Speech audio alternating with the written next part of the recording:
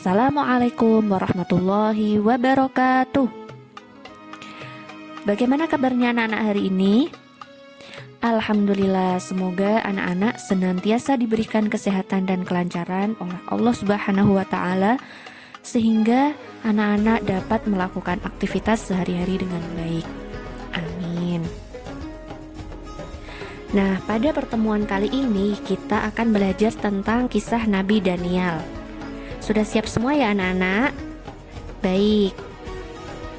Nabi Daniel adalah nabi yang diutus kepada Bani Israel.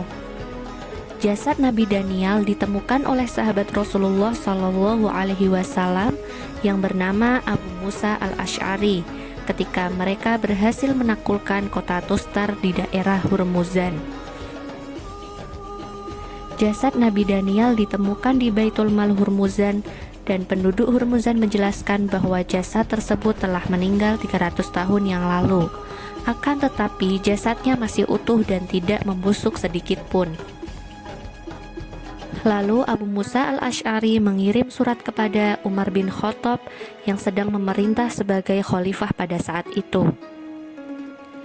Umar bin Khattab menjelaskan bahwa itu adalah jasad Nabi Daniel dan Umar memerintahkan untuk menyembunyikan kuburnya. Para sahabat menguburkan jasad Nabi Daniel dengan cara menggali 13 lubang kubur di sungai pada siang hari. Lalu menguburkannya pada salah satu lubang di malam hari dan menyamakan semua kuburnya sehingga tidak ada yang mengetahui di mana kubur beliau.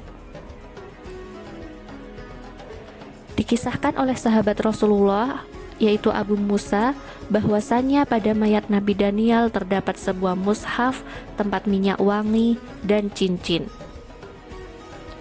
Diriwayatkan bahwa salah seorang putra Abu Musa yang bernama Abu Burdah mengenakan sebuah cincin. Pada mata cincin tersebut terdapat ukiran 2 ekor singa yang sedang menjilati seorang laki-laki. Abu Burdah mengisahkan, "Ini adalah cincin orang yang kalian duga sebagai Nabi Daniel." Abu Musa mengambilnya lalu bertanya kepada ulama di desa itu. Ulama di desa itu menceritakan bahwa raja yang berkuasa pada masa Nabi Daniel merupakan raja yang kejam dan bengis. Ada yang berpendapat bahwa raja tersebut bernama Bukhtansor. Raja tersebut diberi laporan bahwasannya pada suatu malam akan lahir seorang bayi laki-laki yang akan menghancurkan kekuasaannya. Setelah mendengar pernyataan tersebut, raja memerintahkan pasukannya untuk membunuh semua bayi yang lahir pada malam itu. Dan mereka berhasil membunuh semua bayi kecuali Nabi Daniel. Lalu mereka membuangnya ke dalam sumur yang terdapat 2 singa di dalamnya. Kemudian ibunya datang, lalu dia mendapati kedua singa itu sedang menjilati anaknya. Sehingga dengan demikianlah Allah menyelamatkan melalui hal tersebut. Nah, itu tadi ya kisah tentang Nabi Daniel. Nah, Nabi Daniel ini tidak termasuk dalam nabi yang wajib kita ketahui.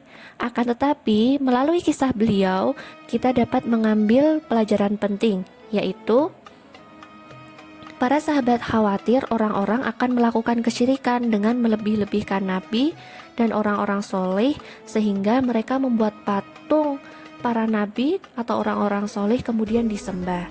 Nah, itu termasuk perbuatan syirik. Perbuatan syirik itu sangat dilarang ya. Para sahabat juga khawatir kalau orang-orang akan menyembah kubur, yaitu menyembah kubur Nabi Daniel, sehingga Umar bin Khattab memerintahkan kepada para sahabat untuk menyembunyikan kuburnya supaya orang-orang tidak menyembahnya. Semoga kita semua selalu dapat meneladani kisah-kisah para nabi terdahulu, sehingga akan menambah ketakwaan kita kepada Allah Subhanahu wa Ta'ala. Amin ya Rabbal Alamin. Cukup sekian pelajaran sirah kali ini, kurang lebihnya mohon maaf. Wassalamualaikum warahmatullahi wabarakatuh.